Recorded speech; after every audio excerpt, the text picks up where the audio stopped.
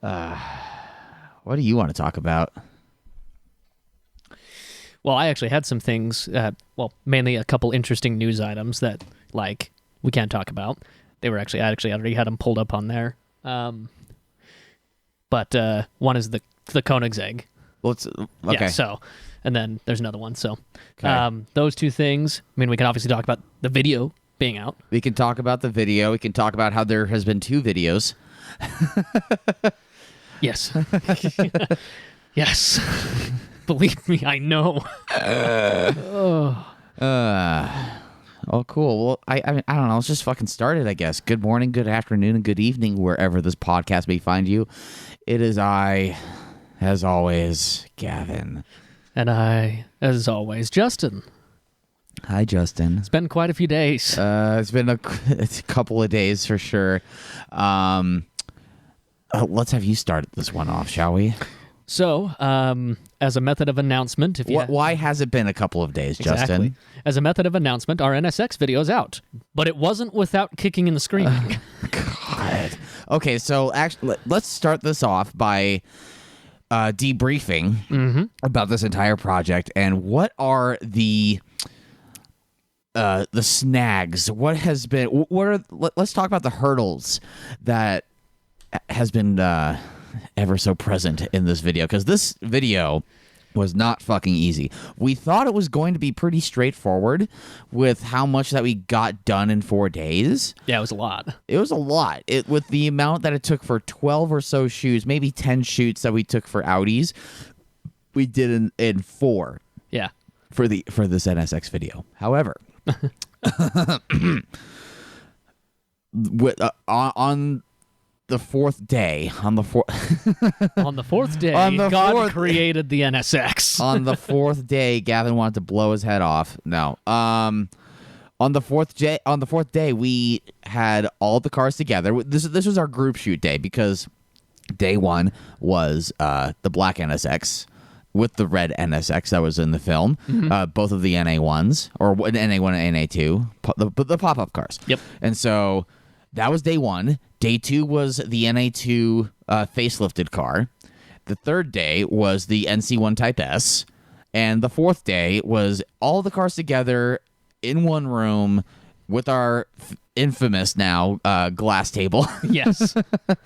And also on those days we do our exterior group shoot as well, where we get all the cars, we'll get solo rolling shots that basically we can use as pickup shots for if we missed a rolling shot out in the field before, or if there's just not enough of rollers, we can have a solo of each car, basically. And then we have roller shots of all the cars that we have talked about together at once, which is a really cool thing to behold, especially in person, me being behind the camera, just seeing all 3 generations of the NSX, oh, that's fucking sick. And I think up until that point, so getting through those 4 days, we'd really only had 2 noteworthy problems. Problem number 1 was almost a problem, which was up until about a week and a half before, we didn't have an NC1 nailed down. Yes. We solved that via a Facebook post and some tagging, and we ended up getting the Type S that we wanted to begin with anyways. So that, I mean, yeah, all I wanted was a hybrid car. Whether it was Type S or not didn't really matter. I just wanted a relatively definitely stock appearing NC1 hybrid era NSX. And through mutual friends of mine and knowing that there was a Type S that was local, shout out to Kyle Nielsen. Thank you, sir. We thanked him profusely in the video, but bro, the fact that we got such a relatively new car, not even relatively new, it's a fucking new car. They're being flipped for $300,000 to $400,000 still. Yep. Which is insane. I don't know if people are getting that or what, but the fact that it's such a new vehicle and it's something that's so rare. I said all this in our video. And we lucked out, and Kyle was such a cool person. Kyle was amazing. And we took it on a couple of different occasions, and the second time we drove it, it had a fucking titanium exhaust on it. So we got to see before and after. Oh my god, that was so cool. So that was sorry, go ahead. I was gonna say shout out Kyle Nielsen, and so he was the hybrid era car. But on the first of our roundtable group discussion video days, we filmed that at Lux Automotive in South Salt Lake. And those people were great to work with for getting us in the door there. We shot it, and one of our lovely assistants who provided a camera, we weren't sure what exactly the camera was going into it. We just knew it was a Sony of some kind, and I thought it was like an A7S or an A7 II or something that was somewhat recent-ish within the past 5 years. And sorry, Chen, I'm dragging you under the bus here. Well, yeah, he actually did buy a new camera recently. Cool. Okay. Like after our shoot. Yeah. I wish it was like a few months ago, but yeah, so we got that footage back and it was unusable. And we're going through all this trouble. We're going through all of this effort to put together all the cars and do the research behind the scenes, do voiceovers, take photos, spend all day driving these cars. And like the last thing we need is to have one shot that has to be a safety shot, a shot that we defer back to with our roundtable discussions frequently. Yeah. We can't have that just look like absolute shit. It looked like a very early iPhone video quality. It was fairly bad. The color I called it CCTV footage. Yeah. It's like nice CCTV footage. Yeah, because it's not color accurate whatsoever, and that is something that you fix slightly in post, but not majorly. And this was majorly inaccurate, very purpley.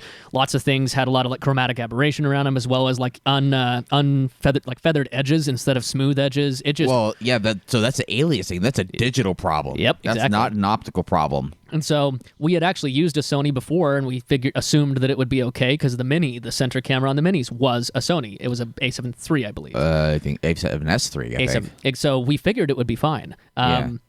It wasn't. I mean, it looked fine on the viewfinder on the camera, on the screen. But I thought it was going to be enough that we would just have to correct it a bit, brighten it up a bit, like one stop, and warm it up by a couple thousand Kelvin, and then call it a day. And that turned out to be probably vastly inaccurate. It was. It absolutely was. So shout out to John Chen. Yeah. So we ended up, and that was actually the first. I actually did remember the other problem, which is that we actually had a GoPro incident where the main GoPro we were going to be using took a tumble. And that was on the shoot for the black NA1. So that was my fault. I'm going to take 100% of the blame for that because I guess, it was a fairly new suction cup, so I wasn't concerned about the suction cup losing suction, but that was mounted on. We didn't even use that clip. Well, we didn't even use that clip. I just remembered. Damn it! I did all that for nothing.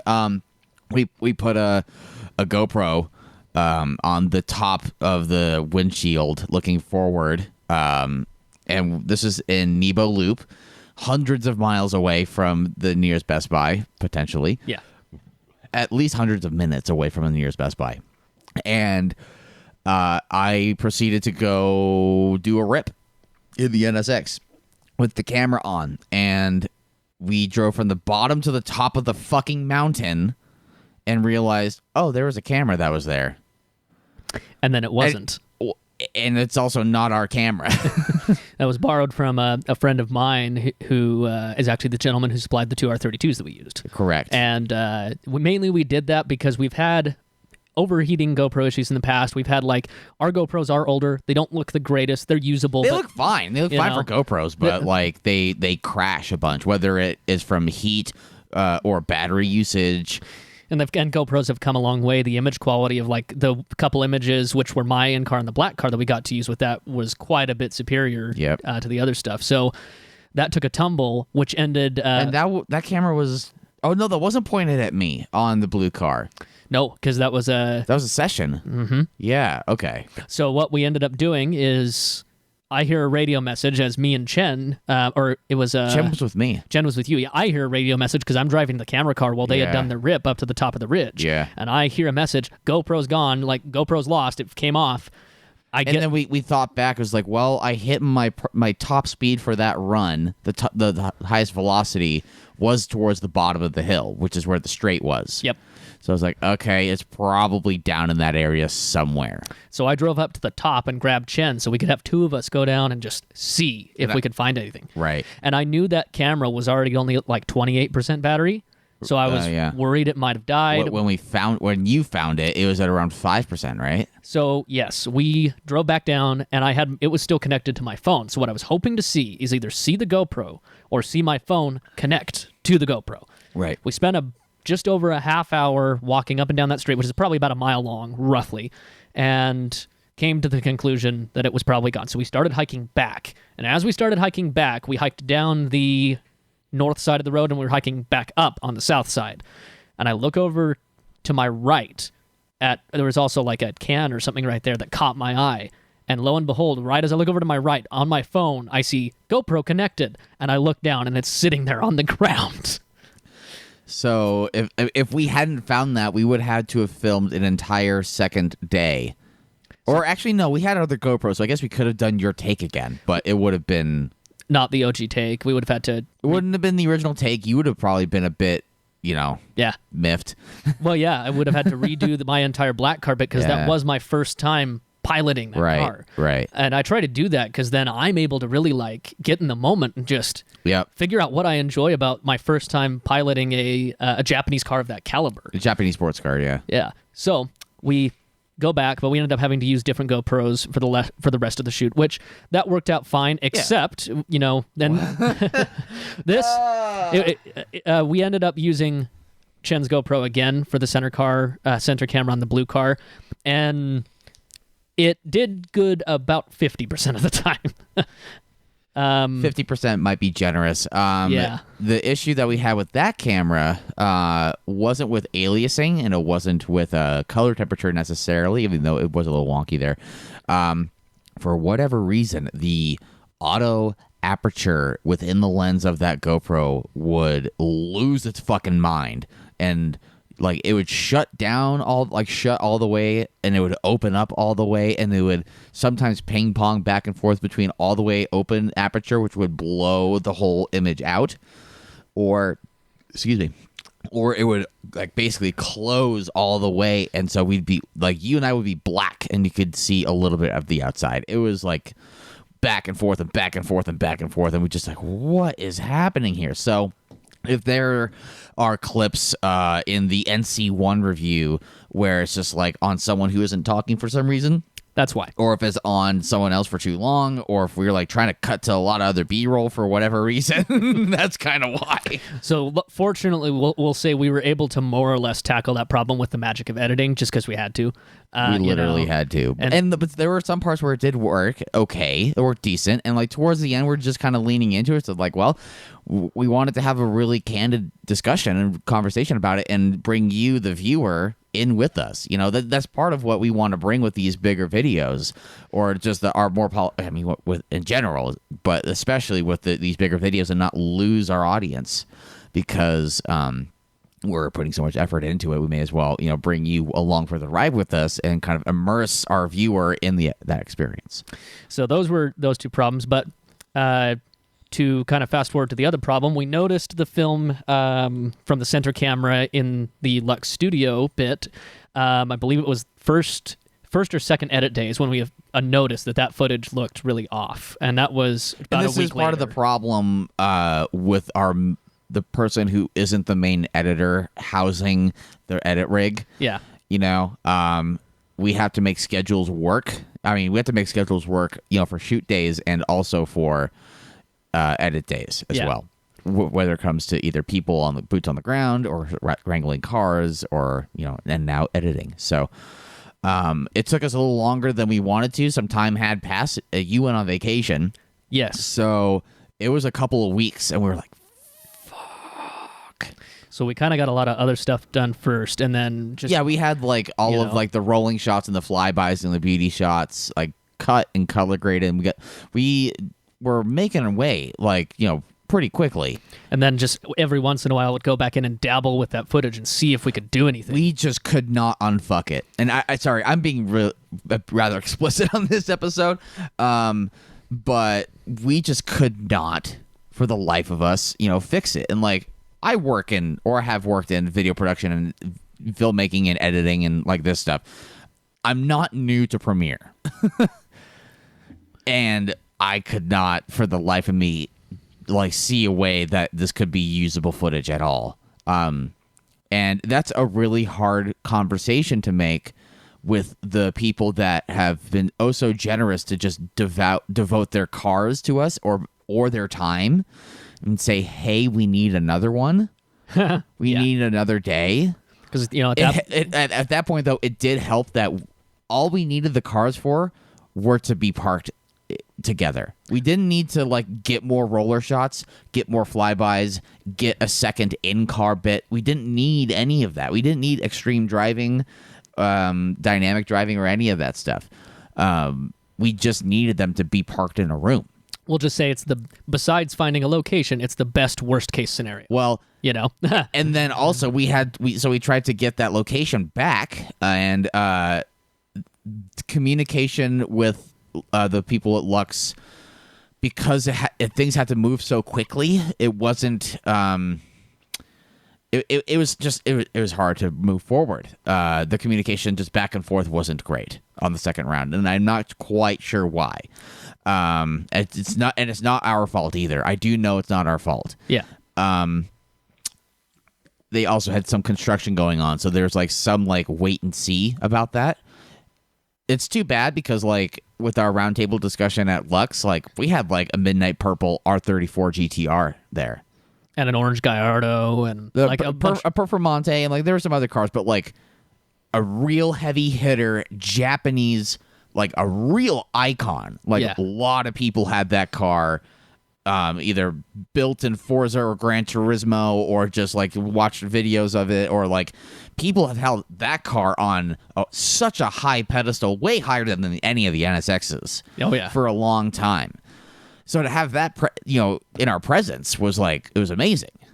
And just the room in general was like really a cool setting to be filming something like that. It was a great setting, and I wish we could go and do another video there, and I hope we can.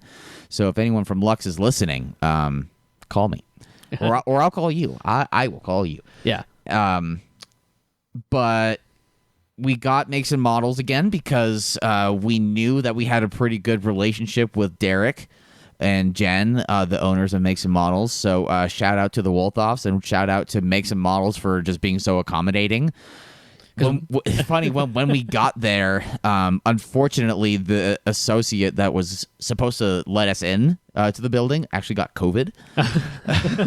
So I got a call from Derek himself, rushing back in his brand new RS7 on the way back from the Sawflash because they were doing some hush-hush testing. I don't even know what they were really doing out there aside from quote-unquote testing. So, but... yeah, call saying on the way back, it's like, hey, sorry, like we're running late. I don't want to. Hopefully, like we're not fucking you over. It's like, no, you're chilling. Like it's all good. We got all the cars here. Everything's here. Everything's we're ready. Here. We are ready. So he rolled up, let us in, and showed us where the keys were, and said, "Have fun. I'll see you later." He had other shit to do, so we, got cars out, set everything up, and fortunately, that day went about as fantastic as any day we could hope for. As far as it just worked. It really felt like we were kids unsupervised in a candy store, just going like, okay, what do we want and where? And I kind of felt like I got to play God a little bit. It was really cool. Kind of sit there and like, okay, we're gonna get the AMG the GTC 50. GTC 63 or was it the 53? I think that was a 53. Yeah, we're gonna move that out of the way to accommodate us. That and like multiple Boxsters and Caymans and like 3 Tesla Model 3s and like a Land Rover Defender that was like a special edition. Yeah, a bunch of cars. He moved a lot of money in cars, which was really cool. Yeah. And we got to do our thing. We got to get out. Everyone. We left relatively on time. All of the cars got back to their respective owners, safely. So it's funny, on our first group shoot day, I was with Coulter. Coulter was in the car with me, and we were unable to like do any like fun freeway pulls because there's a radar detector in the car with us, and it kept going off. And there was this fucking money like bag grabbing cop that was like a few cars ahead of us that knew we were there and just kept trying to ping us and ping us and ping us. I had cruise control set, so like I wasn't worried, but it's like, fuck. So on this last time when we left Makes and Models, Coulter wasn't with me, unfortunately, but I definitely got to take that for like a good rip on the freeway and like open up that new titanium exhaust, and fuck me, does that sound great. So much better. So good. So yeah, shout out to everyone. I mean, there were so many people that do help us that we could not do that without them. If they weren't the same people, it just wouldn't be done. So shout out to the Michael Johnson of the black NSX, Brad Lystrup of the yellow NSX, Garner Meads. Is it Meads? I don't know, actually. Garner with the red NSX that I drove on camera, and then also Kyle Nielsen with the blue car. And thank you to Derek and Jen, like I said, from Makes and Models. Thanks to Chen, Jaden, Coulter. You actually mentioned Coulter. Coulter actually was the solve of another problem we had, which is that on the first group shoot day, we actually didn't have enough bodies to move cars around. I was going to say Coulter and also Jason Woods, too, for helping us just be bodies, put asses in seats for rolling shots, just making sure we got the things that we needed. I mean, you can imagine, like, me calling up somebody and saying, hey... The night before, we have a little bit of a problem. Can I have you just come drive an NSX? Yeah. So, Coulter specifically waived work off. He said, by the way, somebody take my shift. I'm going to go do this. It helps that he's a manager, but still. It does. But so he was able to come join us. It's not every day. I mean, unless you own one, it's not every day if you drive an NSX. So. You get that phone call. So either way, those were the big problems leading up to it. And then from that point forward, most everything was smooth up until the past couple days. So we had gotten basically the whole film edited. The last thing we had is the intro. That's usually just how our editing flow goes. Yeah. The intro, it's not necessarily that difficult. It's just a lot of finding footage and trying to make it feel accurate. So for instance, in cases where we're looking at older footage, trying to make sure that it all kind of flows together. Yeah. And then it gives you the feel of like what's happening when the car is getting created and whatnot. And that, uses a lot of like works cited and other people's stuff from YouTube, and we credit them and all this kind of stuff because obviously we don't own that footage. And so we just end up putting it all together to tell a story. Yeah. We'd gotten about a quarter of that done on last Sunday. And we got a bit more of it done this past Wednesday. And this past Wednesday was our first big watch through where we basically take notes, note down timestamps, correct little mistakes, lots of little stuff going on. And we ended up creating about a quarter of that intro. We had hoped to get it done on Wednesday. It was 11:30. We were only, again, a quarter done with the intro, and we just knew it wasn't going to happen. So we scheduled to come back on Friday. Wednesday. No, on Wednesday night. We scheduled to come back on Friday. Yes. Yeah. Just realizing that it would take probably another at least 2 hours to get it done. Which is hilarious because there's only a few minutes worth of like footage to throw in there, but it's like you got to find it.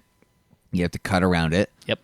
Yeah, it has to be, footage that matches the things that we're talking about.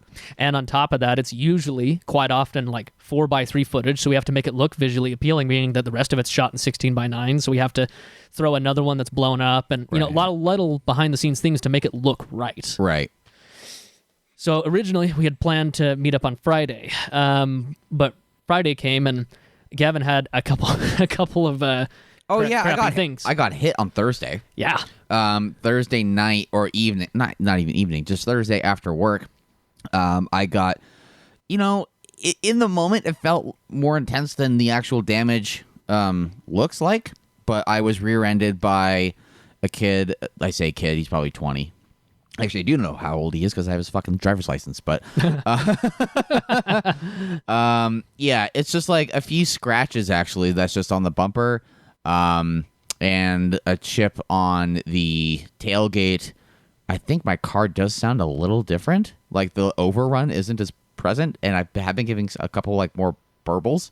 Interesting. Okay. So might have bumped the exhaust a little bit.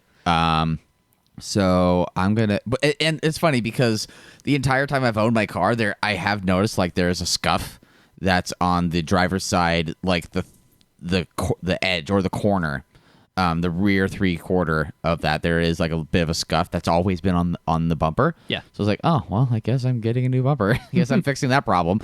I'm waiting to hear back on insurance and all that stuff. Just one more thing I got to do. And then What else happened? What So happened on Friday? You had that, and then you also had a shoot on Saturday. And you had people coming into town, and there was a lot of other little things on Friday night that you were just trying to make sure that you got done. Friday is when Andrew came into town. Yep. Well, no, I didn't have a shoot on Saturday. I shot a car show. Yes, and so there was things, but yeah, there was just a lot of shit you needed to get ready for that, Yeah. and Andrew was coming into town, and also the accident thing was still pretty fresh. You didn't Yeah. deal with that, so the decision was made that I would just finish the intro. Yeah. Which is perfectly fine. So I got to it, went through, and it took about 2.5-ish hours to just go through, get more footage, make sure everything lined up correctly. And it looked great. Like, you sent me the thing, and by the time I got back to you, it was a little later than anticipated. Yeah. But yeah, I was able to actually watch it on my TV. Nice. I didn't watch it on the phone. Okay. And yeah, I watched it with Andrew together, and it looked great. Just a couple notes, and then the video was supposed to be good, and it was 99.99% good until I got a screen cap sent to me from a photo client of mine, this guy, Gabe Cerritos. If you follow my Instagram, he's the guy with the red ProCharge C5 Corvette. Shout out, Gabe. And he sent me a screen cap of a frame of the yellow car with a Premiere dialogue over it saying new frames need analyzed. And it's for the stabilized. So it's like, you fucking kidding? God damn it!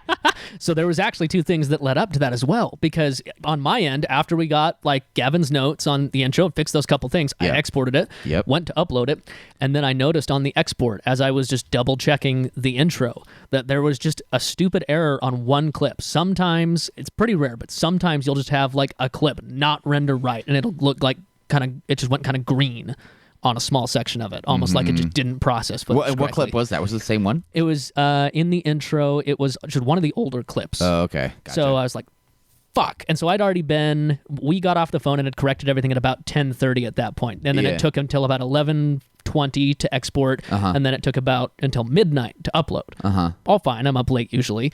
Get description and everything done, and that's when I noticed that error. So I had to delete that, go back, re-export, and fix that small error, and then double check that it stayed fixed, which it did. So then by that point, it was approaching about 2:30, and I finally clicked the export button again. So I'm like, okay. 2:30, that's in the AM. 2:30 a.m., yep. So this is now Saturday morning, technically. That's when 2:30. So that's when the big hand is at the 6, and the little hand is just in between the 2 and the 3 here. Yeah. Yeah, exactly. So I basically say, okay, export again, and I'm going to take a 30-minute power nap while it exports. So I did that. Now we're at about 3:15. Go back and upload it, pull all the tags and the description and all the shit that I'd already made for the other video, put it in, and then it finally finishes uploading at about 3:50. And I'm like, oh, fuck, finally. Get that done, schedule it, but then in my fog brain of tiredness, I had accidentally we were supposed to have it go live on the 20th, which was Saturday, yesterday. Yeah. And I had accidentally put it at the 21st, because that's just what it defaulted to. Well, guess what? So I get a call from Gavin in the morning. Hey, I never got a notification that the video went live. So I went downstairs and checked, and I was just like, fuck. And we wanted to set it for 7 a.m. Yep. And it was 7:10, and I went to go check. I was like, it's not there. I know sometimes it might take a while to populate and stuff. I didn't get notification. I didn't check the channel. I didn't see it. I was like, we good?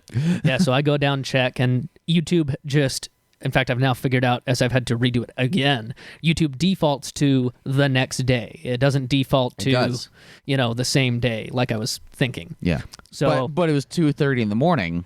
And so it was the next, it was thinking of the next day because it was already the 20th. Well, it was also 2:30 in the morning, and you were, not exactly or chipper. Well, and then so I quickly corrected that and just set it to go live at 7:30, and that happened. And that was great. Everything seemed fine until we got the message from Gabe about the screenshot. Right. So then at that point it was cool, and this was at 11 or about 11 last night. Mm-hmm. And I call you, and I was already in bed because I know I could tell because I had only gotten 3 hours of sleep the night before. Say, hey man. See, this is the burden that you have to carry when you have the edit rig. And I can just call you and be like, this is a problem. I know. You want to take care of it? Fortunately, So I went back in, checked the timestamp that he gave me. He was like, fuck, yeah, it's there. So I went back in. Yeah. And then quickly spent about 15 minutes going through every single B-roll clip just with the pointer head and just making sure that like none of the others said that same, needing to analyze. Because what Premiere does is when you put a stabilizer on it, it analyzes the footage to make it look smooth. And you have to do that and then render it to make it play smooth. And we had dropped a clip there, and I didn't know how until I went back and rewatched the very first export that we did to do our watch through on Wednesday and found out we had dropped that clip in there to cover a cut and just hadn't clicked the analyze button. So every other clip was good. It's just when we dropped Which that is in hilarious because we are so like in depth with the quality control with what we do. I mean, we have little audio transitions. So like when you have two video clips or two audio clips rather, that like if you take one video clip, if you make a cut and you delete the unused stuff and you put the two ends of that together, there is generally a little pop that happens. And we have always gone through each and every one of those and had a little audio transition to smoothen that out and to eliminate that pop. Mm-hmm. So like the fact that we were so like, anal retentive and just so honed in and just zeroed in on like quality and making sure all of our I's are crossed and all of our T's are dotted. Oh wait, no. That we make sure everything is proper. The fact that slipped by is like, okay, well clearly this project has taken something out of us. Yes. And we are just exhausted. And I actually, up until that point, didn't know that the banner that it puts over to tell you to analyze footage would actually make it into the export. It always does. Yeah, and I didn't know that. I thought it was maybe just like a notification. I've seen like old videos from like The Drive back in the day with that on there. I've seen that myself. Yeah. I just didn't think that was going to be a possibility with us with how like intense we are about quality. So yeah, and it made, once I figured out that it wasn't in that original edit that we did to take notes, I figured out, oh yeah, we probably did that, trimmed it. I remember adding that clip because I was like, oh yeah, we haven't used this yet. We probably even trimmed it just to make sure it was the right size. And once you trim it and change the length, you have to reanalyze. You do, because it's different numbers and ones and zeros for it to look at. So we just forgot to click a button. So then we took it down last night. I just privatized it so I could keep all the info to copy over. Fortunately, though, last night the export and upload went a lot faster. It's good. So it exported in about 25 minutes instead of 40, and it uploaded in about 30 instead of 45. Yeah, and I mean, if the fact that we had to upload this, a second time is like not ideal. However, and like our instant performance for the video, I don't know what our duration was before. But our view duration is still really, really good. It's still 12 minutes. Yeah, our duration on the old one started out a little slow at around 5, but it got up to about 10 and a half. Okay, so we still have some pretty good duration going on. I mean, our views are about a third of what they were, comparatively. But I mean, there's still more sharing around of that video that needs to happen. I haven't said anything on my Instagram about it, about like a link. We made a post, and I actually, changed the link on my post. Have you done it on yours? I did. Okay. Yep.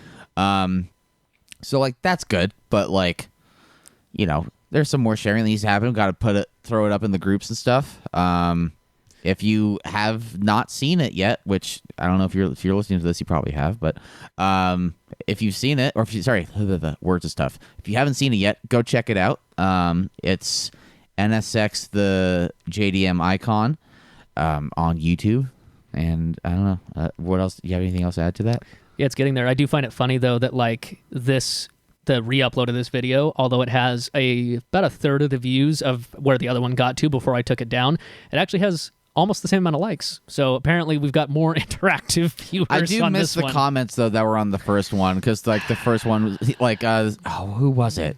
Is one of the guys that follows me on Instagram. He was like, "Wake up, babe! Expedition of Speed just uploaded a video," because it went up at 7 a.m.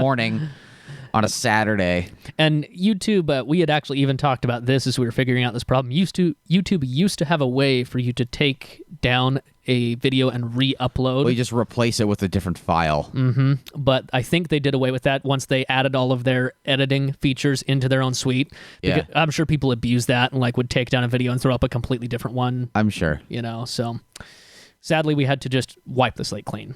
But we would rather do that than leave something that egregious. That would keep me up at night. Yeah. It's a 5-second clip or however long it is. It's not long. No. But it's like 5 seconds out of 90 minutes. It's not a lot, but at the same time, knowing that we let that slide after slaving over this thing for so long, like for so many hours, like we probably collectively, man hours wise, we probably put 130 man hours into it. Probably in just the editing. And just the editing. Yeah. Like, which is the biggest part of it, honestly, because we can dual shoot, and get stuff done, real quickly when we're out in the field. But like we have to do things one by one generally when we're editing. And I was actually thinking of it, that 5-second clip versus about a 3,600 second video. It's so easy and so stupid to like miss that one little thing. But that one little thing, when it crosses over and it has this big blue line across it that just says there's footage that needs to be analyzed, like it just looks bad. It's egg on face. It straight is. up, yeah. Especially when it's such effectively supposed to be a feature-length polished film. Well, we always feel so good about the comments that like we started getting them on the Audi video. I can't remember. We might have gotten some on the Volkswagen video. We might have gotten them on the Mini video. I can't remember, or maybe Porsches. Sprinkled around. Of like, this channel is underrated.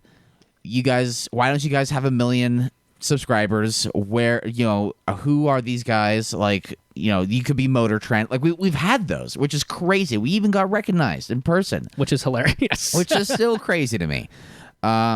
So like I think about that.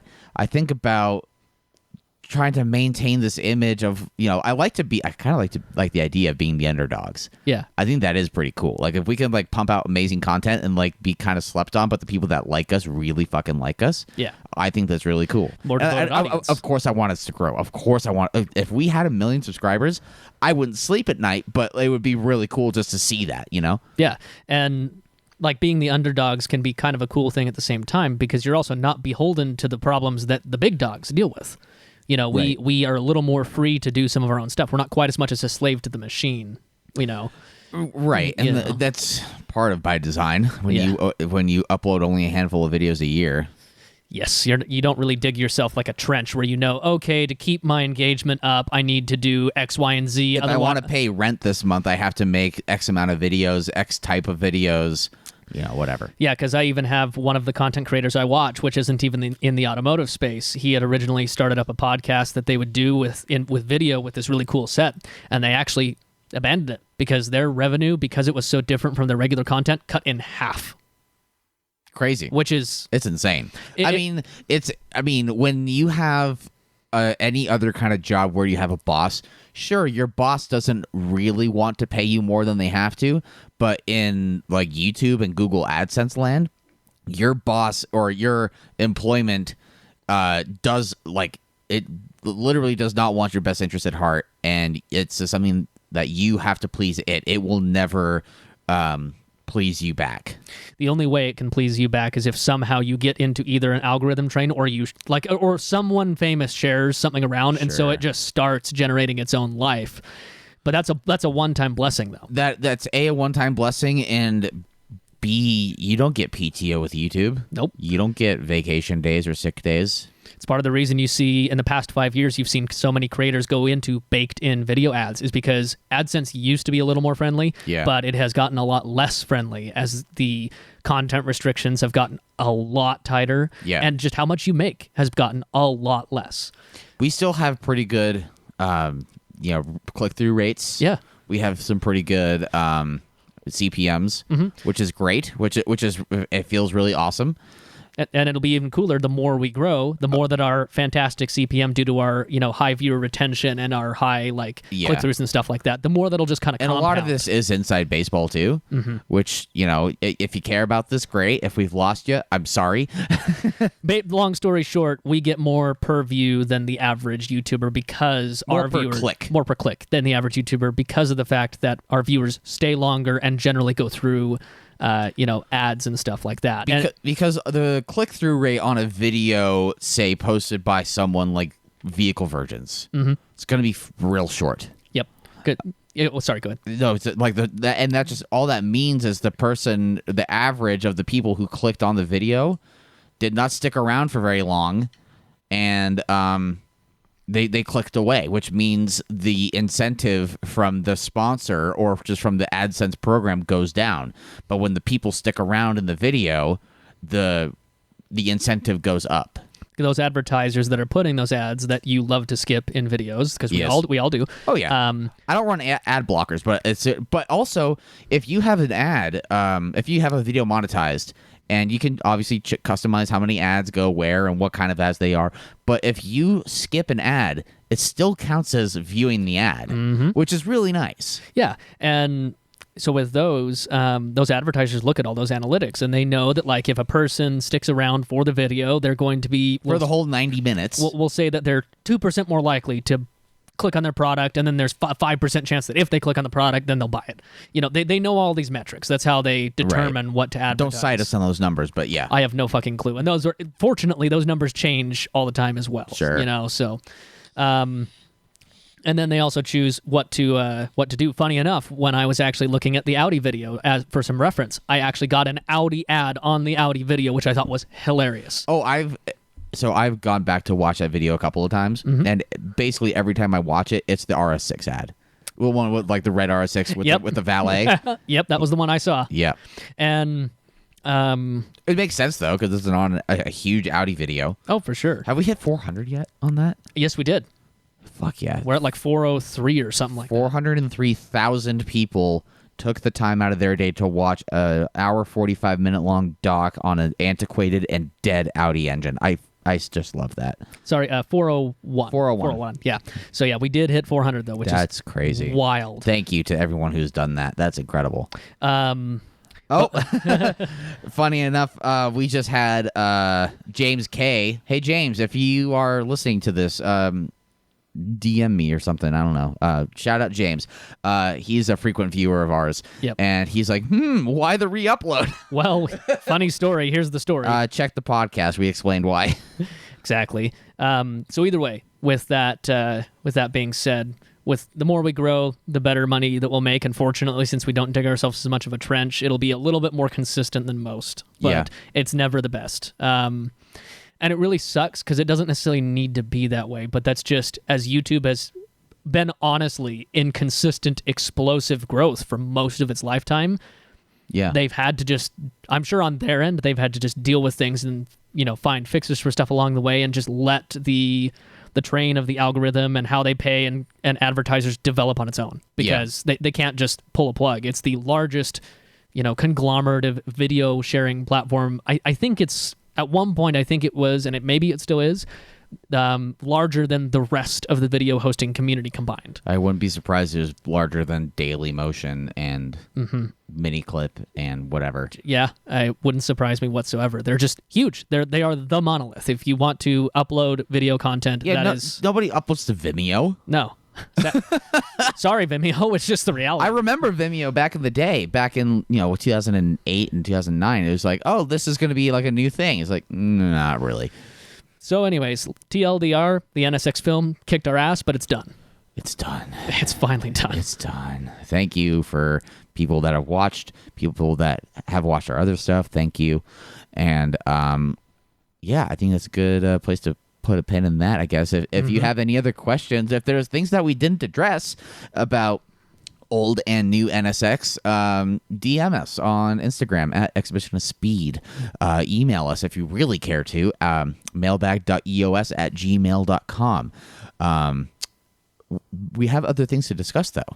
Yes, so there were a couple interesting, we'll just call them news items, for lack of a better term, that happened this week. Things are happening. Well, Pebble is just wrapping up by the time we're recording this podcast. Yeah. So some cars have not debuted, I guess debuted at Pebble Beach or during Pebble Beach. A friend of mine, actually, Grant, who I've driven some of his cars, he has the Lotus, or had the Lotus Elise that I drove for our film. Yeah. He was just at Pebble. Okay. And he has seen some things. I don't know if you're able to pull up Facebook right now, but the Gordon Murray T50 was one of them. Oh, yeah, I've seen photos of that. The blue one? Mm-hmm. Yeah, like this baby blue. That is mine. Yes, it is. Sick. Look at that. And Grant. Don't dox him. I'm not going to. Right there, right? Yep. Okay. So there are some photos here Cosworth RS200. There's a baby blue Gordon Murray T50. Keep going. Oh, that's Horatio Pagani. Oh, damn. That's the Apollo. That front end could only be an Apollo. No, not Gumpert. That's a different company. That's the Apollo IE, I believe is what it's called. It's like a 2,000 horsepower, crazy multi-million-dollar thing. Next to the Chiron, I believe that's the Super Sport. I think that was the one. Was it? Maybe it's not. I thought that was one of the press cars that was around. Koenigsegg CC. Is that a Jesko? The orange one is a Jesko, and I think that one is as well. They both have the same headlights. I think they're different headlights. Yeah, and also look at the Arrow. Yeah. So no, one of them is a Jesko, and the other one is the Regera, Gotcha. I believe. I don't know what that says. Oh wait, go back. I thought that's it's not a Speedtail. That's a McLaren of some kind. I can't quite tell what it is. It's like some kind of maybe Senna. Yeah. Senna, like something weird. LM. And then that's the new De Tomaso thing. It's not a Pantera. Keep going. F40 because of course F50. Don't go back. Black, and then 1, 2, 3, 4, 5 red F50s just in a line, and then this like powder blue Gordon Murray T50 with like this I guess tan interior. I love those wheels though. Like wheels are good. Wheels are a double 5-spoke for those listening. And yeah, there's a Hoonigan thing. So that's Ken's car. Yep. Go back. Yep. Just stay on that. Trying to think. I mean, that's some sort of air-cooled Porsche behind. Well, I can't tell what that red thing is. That's a Merker. That or the Ford version. Mm-hmm. Yeah. That's cool. But one of the things that was debuted here was the Koenigsegg CC850. Well, I, for one, am really glad that they're bringing back the CC nameplate because that harkens back to, 20 years ago when they started with Ford V8s. Yeah. Which is pretty cool, and it kind of goes back to their roots. Koenigsegg has been around long enough and they've departed, they've walked away a little bit from what, they started with and used to be. And they've been regarded as the crazy mad scientists of the automotive world. However, this new car features this gearbox.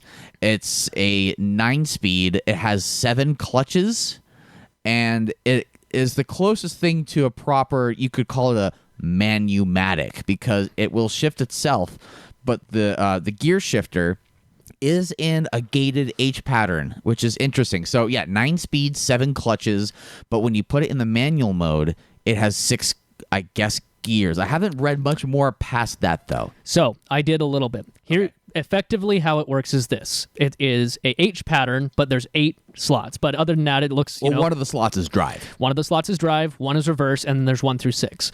That's not directly mechanically connected to anything. It's effectively just switches. Right. What happens is, depending on what drive mode you're in, will depend on what gears the car gives you access to in each gate. So let's say that if you're in sport, it will probably start you off in second, not first, because you'll be wanting a bigger push off the line and stuff like that. Whereas if you're in eco, it'll actually probably start you off in third or fourth, even though that's in gate 1. No, that'd be in drive though, right?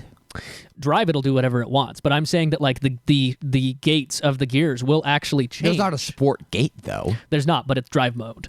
Yeah, so if you're in third gear, quote unquote, and if you put it in sport, you put your foot all the way down past the detent in the pedal, it will downshift. That much I actually don't. It will not do. So how he described it, and what I'm saying by drive mode is not the drive select on that H pattern, but sport, normal, or economy. Or like what would be on a Mandatina switch. Yeah, so that will change what each one of those gates is slightly. I believe that 6th will still always be 9th gear. It'll still always be the tallest gear, but some of the others will change depending on what you're trying to do. Well, 6 just might be 6. It might just, when you're in manual mode, they might just give you 6 gears. Yeah, we don't have all the details, but what we do know is that it can be dynamic depending on what you're doing with the car at that time and what drive mode you select. And the way he described it, though, is that when you're not in drive, like on the shifter, it is completely manual. So you can stall it. Cool. it doesn't downshift for you from a detent. It doesn't have a pedal detent Gotcha. that will function when you're in the gears. Because if you've driven a car with like a dual clutch, most of the German cars have this. Yep. You floor it almost all the way, and you hit like a little a button that's on the opposite end of the throttle pedal. Once you keep pushing it and go past that button threshold, it will be in a completely automated gear set where, like, if you are in fifth gear in a manual mode in, like, say Porsche PDK, for example. Yep. And I know this because I've driven a Cayman like this. Not the silver one either. It was this black one with Everyday Driver. I put my foot all the way down from fifth gear, and it jumped down 3 more gears. Yeah. And, like, went right to red line. Yeah, it's a kick down. Without me telling it to do anything. So that's the thing I was kind of mentioning before, just seeing if that is a thing. But it sounds like it isn't, so that's really cool. No, in Christian's speech that I found a couple paragraphs from, he basically said when you're driving it in manual mode, you can stall it. It will work exactly as you expect a manual to work, and will not save itself. It won't save. It won't pull the clutch out. Which is the point. Yeah, it won't pull the clutches out. If you try to stall it, it will stall. It won't save you from burning the clutches. It's going to do whatever you tell it to do. It is both a manual and an automatic, which is pretty cool. Yeah. And I've naturally seen a couple groups. You know mainly which ones. We know the people. Have gone a little crazy. Jerks, have gone a little crazy trying to determine what this is, because but this has 7 clutches, so actually this is more elite than your Mazda 929. Well, because the problem is their flow chart says if it has a third pedal, it's therefore elite. Yeah, it has a third pedal. It does. But then the argument comes back. Well, it's not controlling anything. It's like, yeah, well, the thing. Well, it is though. Exactly. That's the thing. Is that the point that started to get brought up, which was a glimmer of knowledge in this group, was, well, fly-by-wire throttles have been a thing. I was just about to say that for decades now. Yeah, and you haven't complained about that. Right. This is just a fly-by-wire clutch and shifter. Yes. But other than that, since it operates like this, it still operates as a manual. It still requires your skill. If you can stall it, then it's elite. So. But the cool thing is, this might be the way going forward, because what sucks, and legislation about this has only really happened in one way so far. Safety legislation for manuals hasn't happened yet, but manuals have started to get legislated because of emissions, because you can't have the same auto stop-start features you can in an auto. This might be a way to save some of that shit. Yeah. Because this, depending on what country they're sending it to and what requirements they have to meet, they can change things with this. They can make it more safe, or they can, if a certain country bans manuals unless, XYZ for safety reasons. Which would be ridiculous. It would be, but this could accomplish that. This could still potentially be sold, because they could say... It wouldn't be sold at the $25,000 level. It will never be that. Sadly, no. I don't think so. At the very best case scenario, I think it would be in like the high... Probably like somewhere in like the 85 or maybe like the $75,000 to $100,000 like performance car space. If we get more performance cars under $100,000, great, that with manuals. And what also in that same group, another person made a point that I thought was really interesting, where he said, this makes me wonder if I got let's say a Volkswagen DSG GTI, and let's say that I found a way to run a standalone computer with standalone electro switches, and built a shifter like this, and built a clutch actuator mechanism. I mean, Toyota has also been working on this. If like you could DIY your way into turning a really great shifting automated transmission, because technically internally a DSG works like a manual, it's just automated. Right. Into something like this. It's more than that though, because like the automated single clutches like Ferrari's F1 or Lamborghini's E-Gear, those actually are manual gearboxes that are automated. The dual clutches are different. They are different, but internally they have similar gear sets probably, but it's everything like with the assembly and how they're packaged and the schematics of how they work, because they are on like these different rods and it's a dual clutch. It's 2 clutches. It's not, it's not just like removing a computer and putting a pedal box in and calling it a day. Exactly. But if you have SMG, like in a BMW M3, there are people that kind of just do that and make it work. My point being is that a DSG or something like that is closer to a manual transmission than it is to a like fluid-driven traditional automatic. Because it doesn't have a torque converter. Doesn't have a torque converter, doesn't have the fluid that hydraulically actuates gears or anything like that. It's got its fluid is much more viscous because it just basically slams gears back and forth between the two clutches. That's why it's so fast. Mm-hmm. So that being said, if you could find a way to manually actuate those with electro switches, like we've been talking about, like Koenigsegg did here, theoretically, maybe you could do that. I don't know why the fuck you... Well, I guess I could see why the fuck you would want to, because you get... Cost-prohibitive? Oh, it'd be very cost-prohibitive and time-prohibitive. Yeah. It'd be ridiculous. Yeah. It's, I'm sure, possible on some level, you do it to but... prove a point and nothing more. Exactly. I just thought it was an interesting point that if somebody really wanted to dig deep into the code and figure out how to program things to make that work, they probably could if they really wanted to. Mm-hmm. But anyways, really cool. As per usual, Koenigsegg finding a way to not just think outside of the box, but basically think the box doesn't even exist. It rethinks the box. Yeah, completely. Because they've done it with this. They've done it with free valve technology, completely eliminating camshafts and stuff. The Regera is a single speed that's not a dual clutch, or sorry, not a CVT, and it's constantly variable. And it's one gear. One gear that can do over 200 miles an hour. Right. Which is nuts in and of itself. Yeah. And then on top of that, just ever since I think 2005 or whenever it was when they started making their own engines, it was like 06 or 07, right? Or after. It's maybe even 08? I can't remember. It was about halfway through their current lifespan when they started making their own engines, and now those engines are from, God, we haven't, we've never come close to seeing anything like this. You've just seen them in person, I think, right? I've never seen a Koenigsegg. Okay, so neither of us have. No, neither of us have seen them in person, just on Top Gear. But it is cool. They have brought back the CC nameplate, 5-liter V8 making 1,380 horsepower. Mm-hmm. What I also love is that they brought back 20-year-old design. Yeah. And it basically looks like the old CC, except with like slightly different headlights and some other sculpting of like air inlets and stuff, but like the silhouette's the fucking same. Which is awesome. I love it. Like, Koenigsegg has always had a very iconic silhouette. They've had very striking design, for sure. And you can always tell when something is a Koenigsegg, and this is absolutely no different. Especially with the ridiculous, 16-inch deep curved windshield. 1385 horses, and 3,000 pounds. So, world's fastest revving engine. Wait, what? Hold on. The 1,600 horsepower Jesko with the in-house engineered motor has no energy snapping flywheel, making it the world's fastest revving engine to its. Oh, okay. So what that means? Yep. It's not that it's the highest revving engine, but I actually don't know how accurate that is, though, because the Gordon Murray T50 is like hundreds of thousands of RPMs per second. Yeah. So this is something or like 10,000 RPM per second. Like, it can go like 0 to like completely redlined in like less than a second.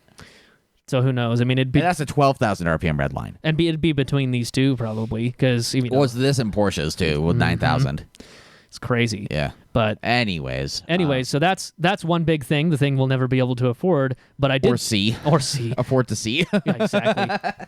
I did think this was kind of cool though. So Kia, with their EV6, has just confirmed a GT model with almost 600 horsepower. We should have just led with this. Yeah. This is a lot less exciting than the Koenigsegg. I know. Yeah. But okay, good, cool Kia.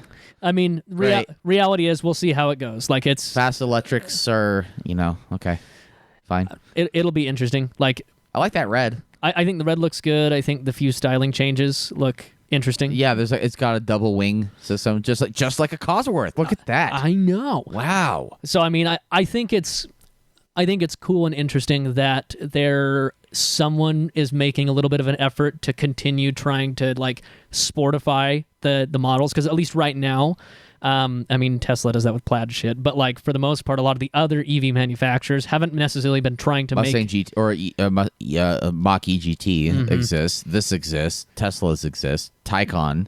Yep. So it's happening. It's happening. Yeah. But top speed of 161, 0 to 60 in 3.4. It's a typical, 600 horsepower electric. But either way, things like this will be interesting. It is also rear wheel. You can get it like set it to a rear wheel only mode and do burnouts. That's cool. That is pretty cool. So I do appreciate that's literally a switch you can flip. Oh yeah, right here, drift mode as they typically call it. I know. But it shuts off the front wheel so that you can just do rear wheel stupid burnouts. Yeah. Oh, it's just, it's cool to keep that feature. Well, at least it's an actual drift mode, unlike the Focus RS. Yep. Or the RS3 or whatever. Yep, and it has LSDs and a few other things, and those seats look very Porsche-esque. Like, to me, those look more Mercedes. That looks like that steel insert there looks like an AMG GT seat. True. Almost. Yeah. I'm getting more Mercedes from that for sure. It looks great though. Yeah. How much are they? 57. Really? Yeah. See, that's the headline. 57 right here at the bottom. 57,695. Oh wait. Kia hasn't announced the pricing, but they as a car and driver reckon $60K. GT line. Sorry. See, I was gonna say that doesn't sound right. Misread that. So the current top trim, the GT line, like the sporty looking but regular model, like cost the Audi 57. S line. Mm-hmm. So yeah, this will probably. I'm thinking 60 is low.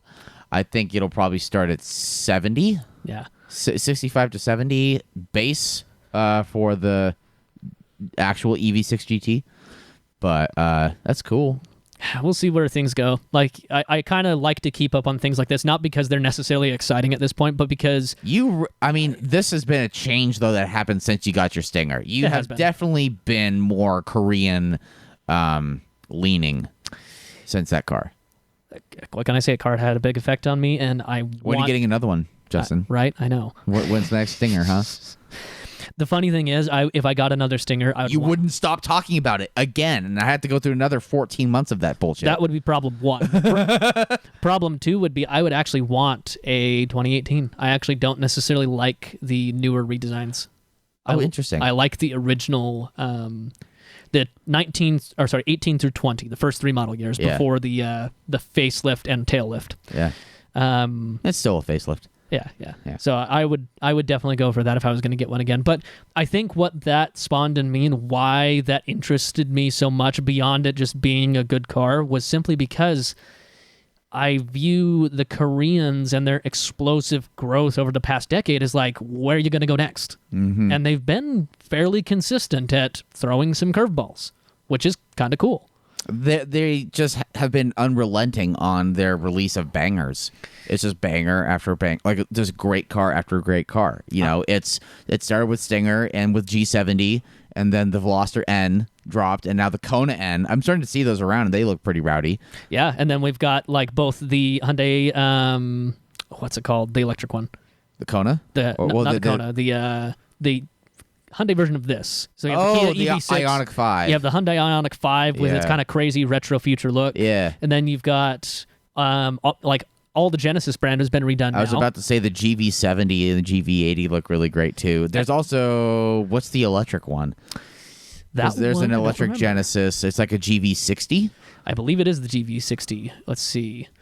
But just watching their unrelenting pace of trying to grow their brands from, their early 2000s where they were just viewed as this like, okay, if you don't have money, you just go buy a Hyundai or a Kia.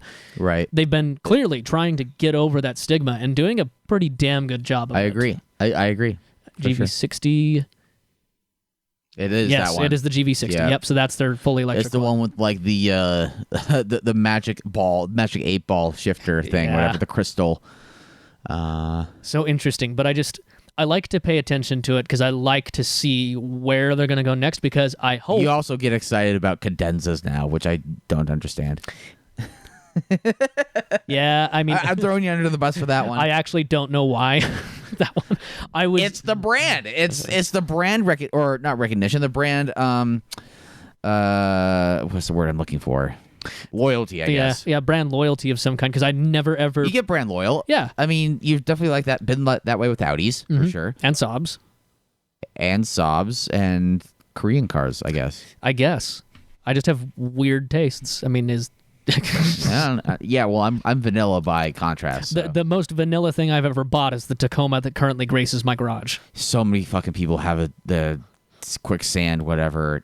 The Tacomas. as I go through the coffee drive-through every time, I rarely buy coffee, but when I do, every single time it's the color of iced coffee. God. I'm like, I can tell that coffee is your whole world. Thanks, Kimberly. With an L-E-E at the end instead of a Y. L-E-I-G-H. Yes, Kimberly. Kimberly. Or Brixton. But either way, I'm just hoping that this continues good. I'm just hoping they don't fuck it up is basically what it comes down to. Because although I am brand loyal and I have high hopes for them and have high regard of them, I don't put it past them to fuck it up because that's just, companies do that all the time. They can. Yeah. Well, you also know what else just dropped. And you're going to have to pull up a new tab for this one. Okay. The 992 Porsche GT3 RS. And by the time this episode comes out, you've probably heard of it and you've probably seen it. But I just wanted to pull it up. This has been out at the ring a bunch lately, and there are a ton of spy shots, but actually, so it's still basically imagine a 992 GT3. There are some decorative accents like the louvers over the front, like on the 991 GT3 RS. This car also receives a swan neck tail that actually goes higher than the roofline. This is a street legal car. Check out that spy shot actually in the middle there. Holy shit. That's crazy. And like it's nuts. The longitudinal roof louvers like that go up for aerodynamics. I think that's probably part of the testing. True, yeah. Actually, no, it's not. Go to the production photo and look at the roof. It's there. That's there. So that's all part of the aero. And speaking of aero, I was just listening to the Everyday Driver podcast. Those guys are good friends of mine. And they were talking about at 285 kilometers an hour, I believe, which is just shy of 180 or probably around 180 miles an hour. It produces like 2,000 pounds of downforce. So it's like a whole... it's an entire Lotus Elise. That's nuts. That's a Lotus Elise with like a frozen pizza in the trunk. That is nuts. I mean, it's... pull up like... I'm sure Car and Driver has an article, or go find some articles. Mm-hmm. That's crazy, though. Like, and at this point, isn't this the only naturally aspirated 911? The GT3 also. No, so we don't have a 992 GT2 yet. True. So I don't know if they're going to make one, but it's the two GT3 variants, and then the GT4 RS, and then the Boxer Spider. And then I just saw a rumor that there's going to be a Boxer Spider RS, which is just going to be the GT4 RS, but without a roof. Oh, that's interesting. I love how that's their low point. It's like, yeah. Yeah. Well, and they also looped the GT3 into that too, not the RS. Interesting. Which because we'll click that hyperlink right there that says GT3 RS. Mm-hmm. See what that brings up. Yeah. Okay, there we go. Yeah, that's what you want. Go to the top actually. What was this? $63,000 more. Okay, so GT3s when they came out for the 992 were starting, I think, at around 200. So that basically means base for a 992 RS is almost $270,000. Which tack in options with like paint to sample and what color you want your seatbelts to be, and then ADM, and you're talking probably around $400,000. Yeah. Probably. So right here, the claim is that it starts at the GT3 RS starts at $225,250 before any taxes, import bullshit. Sure. So just like with everything at this caliber of car, you're not going to be buying them for the lowest spec. You like with this caliber of cars, you don't even buy a 911 at the base spec. Those don't really exist. You would literally have to go in and option it with no options. It would be actually kind of hilarious for somebody to be that persistent to actually get it at no more than $1 over base MSRP. Which I mean, I would love to just get rich just to do that. It would be hilarious. You're like, I want nothing. I want it as stripper model of a 992 as you can give me. Like, yes, literally nothing. Rear wheel drive, basic brakes, basic everything else, basic suspension. Like manual's a no cost option, but awesome. Which is hilarious to think of that as an option. It's a no cost option. I know. Because even some companies have been charging it as a cost option because it costs Sure. them more to make it, right? Because nobody buys it, right? So a white with black leather because Alcantara or suede or carpet would probably be, or cloth. Even contrast stitching would be an option too. So like just black, plain black. Yep, black. Plain black, white body, small wheels. Yep, smallest. Which the red brakes, because there's the 3 brakes. There's red, there's white, which is a hybrid in between just normal steel brakes and carbon ceramics. And then there's the yellow brakes, which are PCCBs. That would be hilarious, but I want that. Yeah. Oh, here you go. Yeah. So at 100, we have the actual numbers here now. So at 177 miles an hour, it produces 1,896 pounds of downforce. Yeah. And at still at only 120, only quote unquote 124, producing 900 pounds of downforce. So like 124 miles an hour. Like, as much as the government doesn't want me to say this, as much as my parents don't want me to say this, as much as any kind of lawyer doesn't want me to say this, that actually is relatively attainable in most cars on a public road. In almost any car. That's what I mean. So, let alone a GT3 RS with 517 horsepower, however much it was. That'll get there, up to 124 in just over 10 seconds. So, in 10 seconds, you'll be able to really feel 1,000 pounds of downforce in the back. A half a fucking ton of downforce. That's insane. We need to find somebody with one of these. Yeah. So if you have a 992 GT3 RS on order, call me. That is nuts. I mean, and I bet you some people will complain about this. No manual. Only we haven't had a manual PDK. RS since the 997. Exactly. So kick rocks. Yeah, it's also the people that are complaining about that don't have allocations anyway. So their opinion means nothing. Mm-hmm. So yeah, it's crazy. That's nuts. Well, probably about time to wrap this up. There's your dose. How long is that? We are at 1 hour 12. Oh, look at that. Cool. Time has flown. It really has. Yeah, we've recorded this at 2 p.m. on a Sunday because of other things getting in the way today. But thank you all for listening to the latest installment of the Exhibition of Speed podcast. Go watch our video. We just put a bunch of time, money, blood, sweat, and some actual tears.